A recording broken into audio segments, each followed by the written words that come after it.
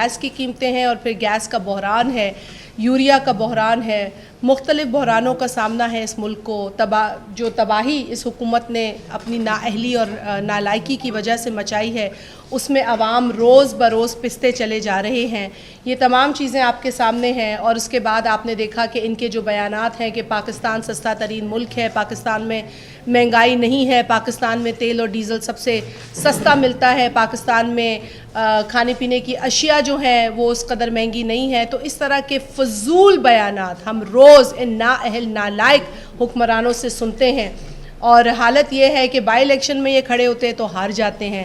جس صوبے کے اندر پچھلے 8-9 برسوں سے حکومت جما کے بیٹھے ہیں، وہاں یہ ناکامی ان کو دیکھنی پڑتی ہے۔ وہاں پہ لوگوں کو یہ کہا جاتا ہے کہ پی ٹی آئی کے ٹکٹ پہ الیکشن نہ لڑیے، آپ ہار جائیں گے۔